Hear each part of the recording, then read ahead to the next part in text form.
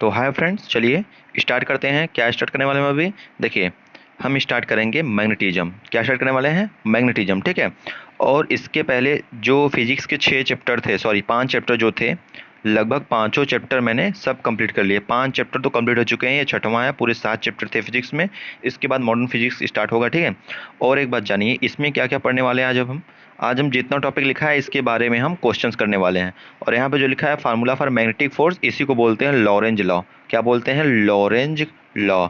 Lorentz law, ठीक है। Magnetic force के फार्मूले को हम लॉरेंज लॉ बोलते हैं। बायो-सेवर्ट लॉ के बारे में बात करेंगे और इससे रिलेटेड क्वेश्चन सॉल्व करेंगे, ठीक है। और उससे पहले आपका काम है कि सब्सक्राइब बटन जो है उस पर क्लिक करना होगा, ठीक है। जो सब्सक्राइब आप जरूर करिए, ठीक है फ्रेंड्स। चलिए, जिससे आपको नोटिफिकेशन मेरी वीडियो की मिलती जाए, ठीक है फ्रेंड्स। चलिए तो स्टार्ट करते हैं। तो देखिए यहाँ पे क्या है, देखिए क्या है, magnetism important notes for MCQ question. Important note है किसके लिए? एमसीक्यू क्वेश्चन के लिए, ठीक है। चलिए, तो यहाँ पे पहला बोला है राइट, क्या बोला है? Right 3 example of magnetic material. आप बताइए मैग्नेटिक मटेरियल क्या होता है? मैग्नेटिक मटेरियल होते हैं जो मैग्नेट की तरह काम करे। और मैग्नेट का काम क्या होता है कि किसी भी मैग्नेटिक मटेरियल मीन्स जो कि मैग्नेट के, अगर यहाँ पे कोई मैग्नेट रखा है तो वो मटेरियल इस पे आके अट्रैक्ट हो जाए, उसी को बोलते हैं मैग्नेटिक मटेरियल, ठीक है। तो मैग्नेटिक मटेरियल कौन कौन से हो जाएंगे? आयरन, निकिल, कोबाल्ट, जनरली 3 दिए हैं, बाकी भी हो सकते हैं, ठीक है। आयरन, निकिल, कोबाल्ट, ठीक है। आयरन, Fe, Ni और CO, ठीक है। आयरन, निकिल और कोबाल्ट, ठीक है। चलिए, सेकंड क्वेश्चन क्या बोल रहे हैं? सेकंड बोल रहा है can north and south pole of magnet is separated? No. कभी भी जैसे मान लीजिए कि मैग्नेट है और यहाँ पे साउथ पोल है, यहाँ पे नॉर्थ पोल है, तो अगर इसको हम बीच में से काट दें तो ये सेपरेट नहीं होंगे। ये जो बीच में से काटे रहेंगे यहाँ भी साउथ और नॉर्थ पोल बन जाएंगे, और जो यहाँ से काटे रहेंगे यहाँ भी साउथ और नॉर्थ पोल बन जाएंगे, ठीक है। तो अब जितना काटते जाएंगे उतना बनते जाएंगे, ठीक है।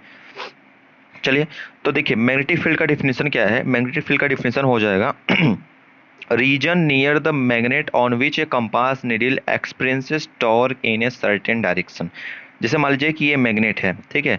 ये जितने क्षेत्र तक अपने प्रभाव को साबित कर सकता है, जैसे मान लीजिए कि अगर आयरन यहाँ रखा है, अट्रैक्ट हो जा रहा है।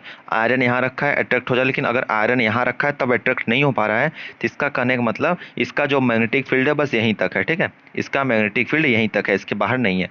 तो जहाँ तक इसका क्षेत्र रहेगा अट्रैक्शन का, उसी को बोलेंगे मैग्नेटिक फील्ड। और मैग्नेटिक फील्ड को यहाँ बी है ना, तो बी ऊपर बार रहेगा क्योंकि वेक्टर क्वांटिटी है, तो बी वेक्टर, ठीक है। चलिए, यूनिट ऑफ बी देखिए, तो यूनिट ऑफ बी यहाँ पे बार लगा दीजिएगा क्योंकि बी क्या है?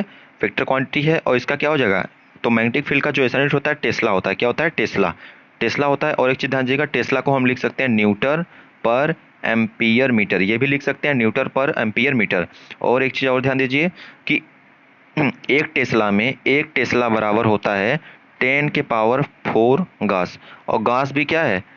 मैग्नेटिक फील्ड का यूनिट है, ठीक है। 10⁴ गॉस, ठीक है। चलिए, देखिए मैग्नेटिक फील्ड लाइंस के कुछ प्रॉपर्टी के बारे में हम जानते हैं। देखिए, तो मैग्नेटिक फील्ड लाइंस जो होते हैं क्लोज्ड एंड एंडलेस कर्व बनाते हैं। क्लोज्ड मींस क्लोज कर्व बनाते हैं, ठीक है। क्लोज कर्व बनाते हैं, और एंडलेस मतलब कभी खत्म न होने वाले कर्व बनाते हैं। इमेजिनरी लाइन है, मनगढ़ंत लाइन है। इलेक्ट्रिक फील्ड लाइन भी मनगढ़ंत लाइन थी, इमेजिनरी लाइन है, मतलब इसको माना गया है बस, ठीक है। और यहाँ पे बी वेक्टर लगा दीजिए। और tangent give direction of B, जैसे मान लीजिए किसी पॉइंट पे अगर टेंजेंट खींचते हैं तो मैग्नेटिक फील्ड का डायरेक्शन देता है। जस्ट जैसे ही मैंने इलेक्ट्रोस्टैटिक्स में बताया था कि किसी पॉइंट पे अगर ये एरो खींचेंगे तो क्या देगा? इलेक्ट्रिक फील्ड का डायरेक्शन देगा। उसी तरह से ये मैग्नेटिक फील्ड का डायरेक्शन देता है। चलिए, देखिए ये कहाँ से ओरिजिनेट होते हैं, तो मैग्नेटिक फील्ड लाइन जो बी होता है, मैग्नेटिक फील्ड लाइंस, ये हमेशा नॉर्थ पोल से ओरिजिनेट होकर कहाँ जाता है? साउथ पोल पे। नॉर्थ पोल से ओरिजिनेट होगा, कहाँ जाएगा? साउथ पोल पे, ठीक है। और two magnetic field line never intersect each other, मतलब दो मैग्नेटिक फील्ड लाइन आपस में यहाँ पे इंटरसेक्ट नहीं हो सकते हैं। क्यों इंटरसेक्ट नहीं होते हैं? क्योंकि यहाँ से दो डायरेक्शन बन जाएगी, एक इधर, दो डायरेक्शन, और जो कि पॉसिबल नहीं होता कि एक ही मैग्नेटिक फील्ड लाइन दो डायरेक्शन बनाए, ठीक है। चलिए, टाइप्स ऑफ मैग्नेटिक मटेरियल। तो मैग्नेटिक मटेरियल 3 प्रकार के होते हैं। कौन कौन से होते हैं? एक डायामैग्नेटिक होता है, एक पैरामैग्नेटिक होता है, एक फेरोमैग्नेटिक होता है, ठीक है। चलिए, और इन तीनों के बारे में डिटेल में नेक्स्ट लेक्चर जो होगा, इसका नेक्स्ट लेक्चर जो होगा उसमें इन तीनों के बारे में डिटेल में होगा डिस्कशन, ठीक है। चलिए, देखिए सातवां क्या है? मैग्नेटिक फील्ड इज ए, तो मैंने बताया ना मैग्नेटिक फील्ड जो बी होता है ये एक क्या है? वेक्टर दर्शा गया, मतलब ये वेक्टर क्वांटिटी है, ठीक है फ्रेंड्स, वेक्टर क्वांटिटी है।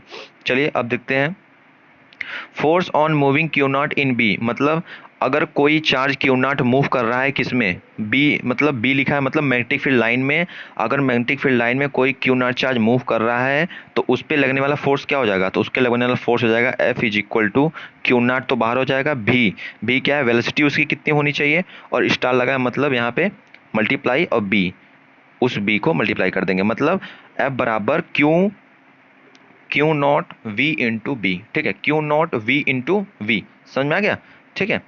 चलिए अब देखिए, when a charge particle q naught is moving in electric field and magnetic field then the value of force. अभी तक मैग्नेटिक फील्ड में मूव कर रहा था, अब दोनों मूव कर रहा है, जो क्यू नॉट है अब इलेक्ट्रिक फील्ड में भी मूव कर रहा है और मैग्नेटिक फील्ड में भी, तब इसका फोर्स का फॉर्मूला क्या हो जाएगा, तब फोर्स का फॉर्मूला हो जाएगा आपका, जब दोनों मूव करेगा तो हो जाएगा क्यू नॉट ई, ठीक है, और plus q naught v plus B, ठीक है, समझ में आया, q naught E plus q naught v plus B, ठीक है, फॉर्मूला लिखा है, ठीक है। चलिए 10वां क्वेश्चन क्या बोल रहा है, 10वां क्वेश्चन बोल रहा है when the value of magnetic force is zero, magnetic force की वैल्यू मतलब जो एफ है, एफ बी, मतलब मैग्नेटिक फोर्स की वैल्यू जीरो कब कब हो सकती है, तो जब चार्ज मूव नहीं करेगा तो मैग्नेटिक फोर्स की वैल्यू जीरो हो जाएगी, ठीक है, जब चार्ज मूव नहीं करेगा तब मैग्नेटिक फोर्स की वैल्यू जीरो हो जाएगी, या तो चार्ज एक ही डायरेक्शन में मूव करेगा तो थीटा जीरो हो जाएगा, और थीटा जीरो तो साइन थीटा की वैल्यू जीरो हो जाएगी, ठीक है, साइन थीटा की वैल्यू जीरो हो जाएगी। और देखिए यहाँ पे एक मिनट, इस फार्मूले को, ये जो लिखा है ना, ये ऐसे लिखा था, देखिए ये मैं आपको बताया ना, ये कैसे लिखा था, q naught v into B vector, ठीक है, तो जब वेक्टर है, वेक्टर को हटाने के लिए तो क्या करना पड़ेगा, क्यू नॉट वी, अब बी साइन थीटा, यहाँ पे साइन थीटा लगाना पड़ेगा, ठीक है। अब बताइए, अगर साइन थीटा की वैल्यू जीरो रख देंगे तो ये पूरा फोर्स जीरो हो जाएगा, और साइन थीटा की वैल्यू 180 रख देंगे तो पूरा फोर्स जीरो हो जाएगा, तो जीरो कब कब हो सकती है, तो जीरो हो सकती है जब चार्ज मूव ना करे, जब थीटा क्या हो जाए, थीटा की वैल्यू 0 डिग्री हो जाए, या थीटा की वैल्यू 180 डिग्री हो जाए, तब फोर्स की वैल्यू जीरो हो जाएगी, ठीक है फ्रेंड्स। चलिए क्या है, अगर चार्ज में क्या पूछ रहा है, अगर चार्ज यूनिफॉर्म वेलोसिटी से परपेंडिकुलर, जैसे मान लीजिए ये मैग्नेटिक फील्ड है, ठीक है, और कोई चार्ज जो है क्यू नॉट यहाँ पे यूनिफॉर्म वेलोसिटी से मूव कर रहा है, इसके परपेंडिकुलर 90 डिग्री पे मूव कर रहा है, तो उसका पाथ क्या हो जाएगा, तो उसका पाथ सर्कुलर हो जाएगा। जब भी कोई चार्ज अगर मैग्नेटिक फील्ड के परपेंडिकुलर कांस्टेंट वेलोसिटी से मूव करे तो उसका जो पाथ होगा वो सर्कुलर हो जाएगा, ठीक है फ्रेंड्स, सर्कुलर पाथ हो जाएगा, ठीक है। चलिए, और वही अगर if a charge inserted in informative at angle other than 90 degree, 90 degree पे था तो क्या था, सर्कुलर, और 90 डिग्री के अलावा अगर इसके अलावा रहेगा तो हेलिकल पाथ हो जाएगा, 90 डिग्री के अलावा रहेगा तो हेलिकल पाथ, और 90 डिग्री रहेगा तो सर्कुलर पाथ, ठीक है। चलिए फोर्स देखिए, इसी को बोलते हैं लॉरेंज का नियम, क्या बोलते हैं, लॉरेंज लॉ, लॉरेंज लॉ, ठीक है, लॉरेंज लॉ।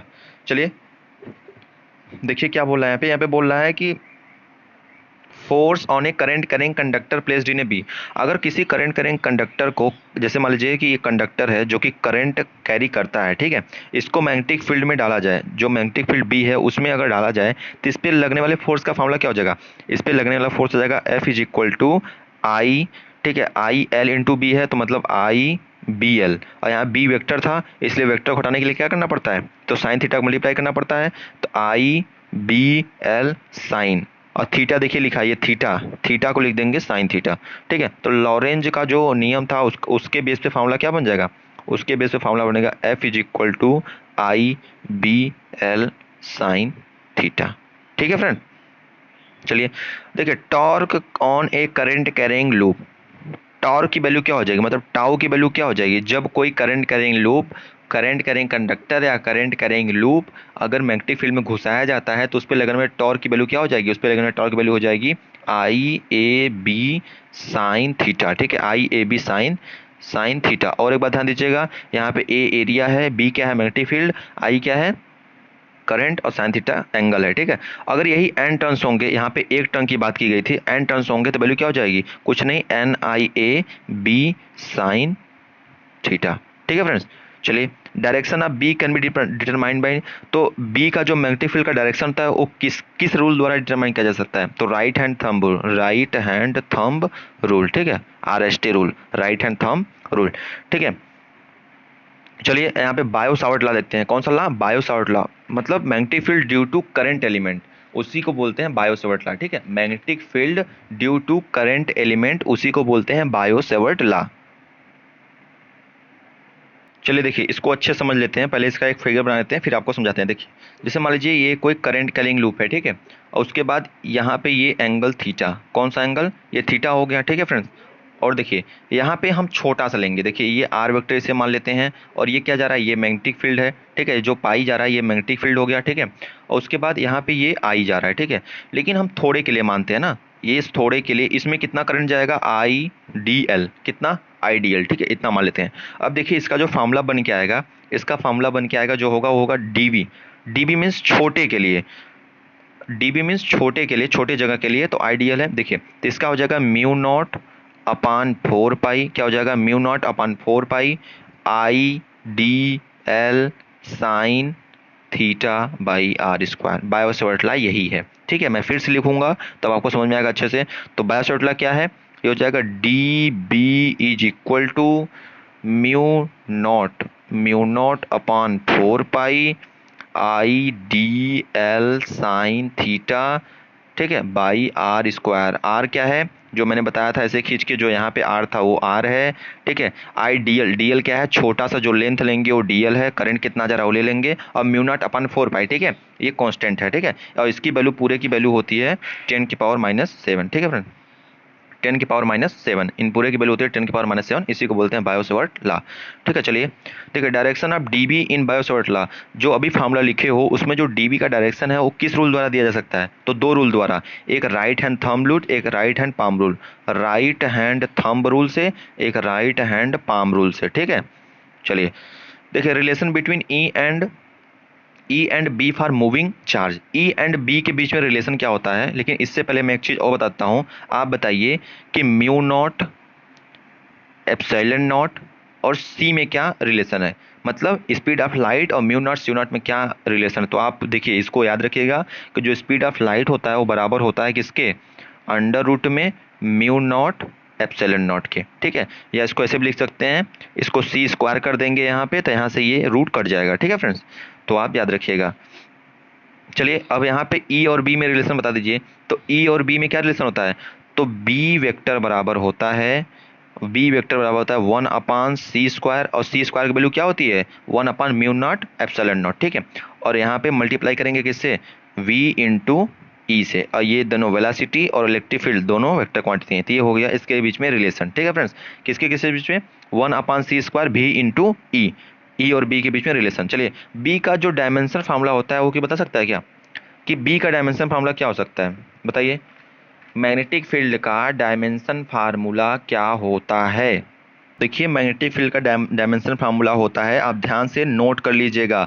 मैग्नेटिक फील्ड का जो डायमेंशन फार्मूला होता है वो होता है ML T-2, ठीक है, ML T-2 A-2, इसको नोट कर लीजिएगा, ML T-2 A-2, ML T-2 A-2, ठीक है। चलिए अब क्या है, magnetic field at A centre of current loop, मतलब किसी भी लूप के सेंटर में, ये देखिए कि यही लूप है, इसके सेंटर में कितना मैग्नेटिक फील्ड की वैल्यू रहेगी, ठीक है। तो इसको आप याद रखिएगा कि सेंटर में मैग्नेटिक फील्ड की वैल्यू होती है B बराबर म्यू नॉट, क्या होती है, mu naught upon 2 into NI/R, ठीक है। यहाँ पे n क्या है, जितने नंबर ऑफ टर्न्स रहेंगे, नंबर ऑफ टर्न्स, एक टर्न रहेगा तो n की जगह 1 लिख दीजिएगा, और 2 टर्न रहेगा तो एक जगह 2 लिख दीजिएगा, n की जगह 2 लिख दीजिएगा। तो इसका लिख लीजिए magnetic field is equal to mu naught upon 2 NI/R, ठीक है फ्रेंड्स। चलिए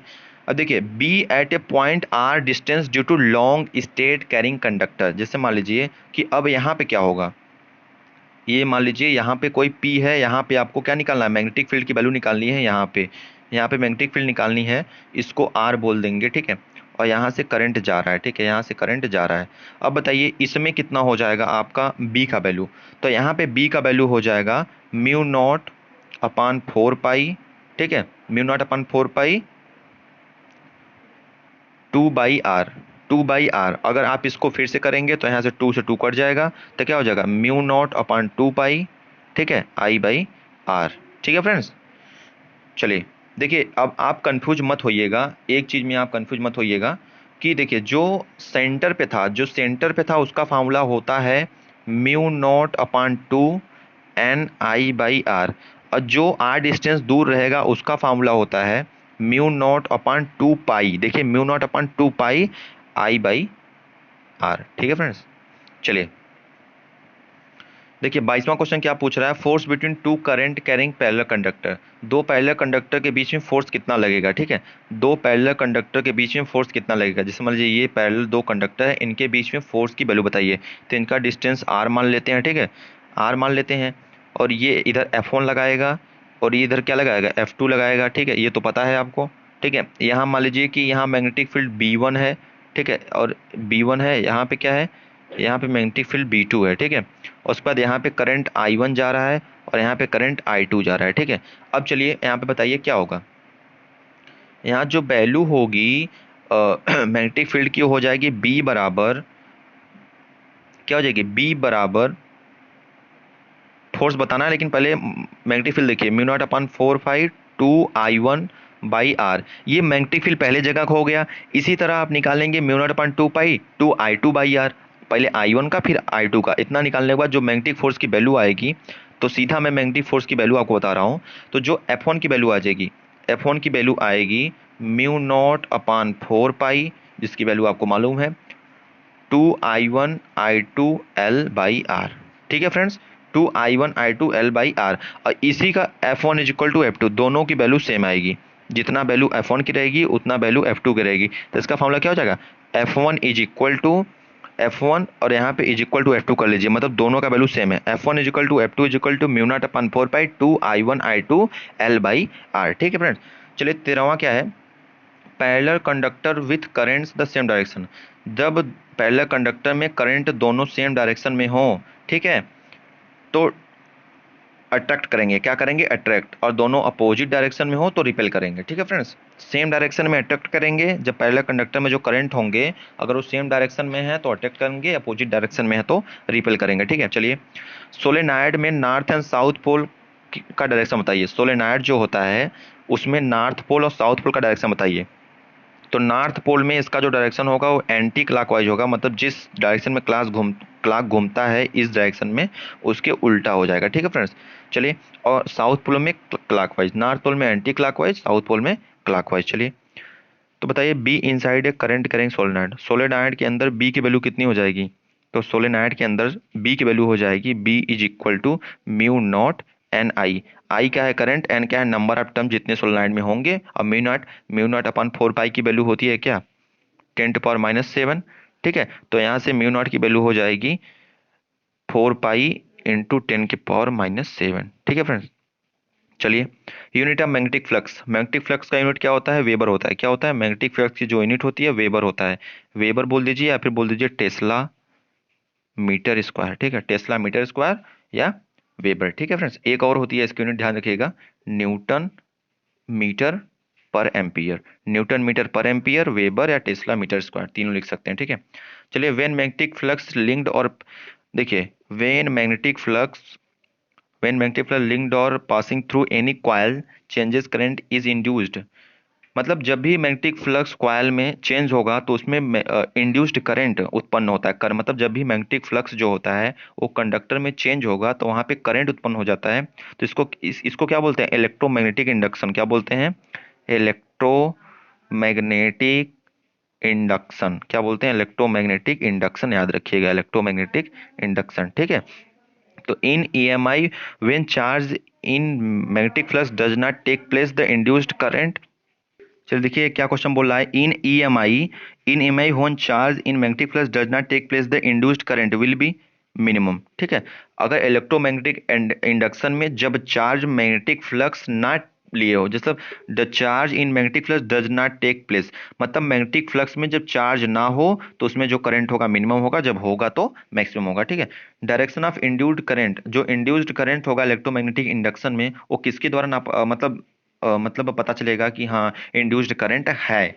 तो इस लेंज लॉ लगा सकते हैं और right hand rule of Fleming लगा सकते हैं। ठीक है, लेंज लॉ क्या होता है, लेंज लॉ आपको नेक्स्ट वीडियो में मिल जाएगा। Lenz law, right hand rule of Fleming से दोनों से आप इसको फाइंड कर सकते हैं। ठीक है, मोशनल EMF का फॉर्मूला क्या होगा, मोशनल EMF। ठीक है, मोशनल EMF क्या हो जाएगा, तो देखिए यहाँ पे मैं इसको बताता हूँ कि मोशनल ईएमएफ का फॉर्मूला क्या हो जाएगा। मोशनल ईएमएफ को ई से दर्शाएंगे, ई से, तो ई बराबर हो जाएगा, ई बराबर हो जाएगा minus B L D X by D T. ठीक है, और D X by D T को आप जानते होंगे, तो भी कहते हैं वेलासिटी। वेलासिटी मतलब D X by D T. ठीक है, वेलासिटी मतलब D X by D T. तो इसका क्या हो जाएगा, तो E minus B L D X by D T, तो ई का फाइनल जो आंसर आएगा हो जाएगा माइनस बी एल, और D X by D T को भी मान हो गया तो बी एल भी। ठीक है, तो मोशनल ईएमएफ का फॉर्मूला क्या हो जाएगा, बी एल बी। यहाँ से नेगेटिव गायब हो जाएगा क्योंकि नेगेटिव बस डायरेक्शन के लिए होता है। ठीक है फ्रेंड्स, चलिए यहाँ पे जो आपका ये, थैंक्स फॉर वॉचिंग, और इसको सब्सक्राइब करते रहिए, और आशा करते हैं कि आप लोग को ये समझ में आया होगा। ठीक है।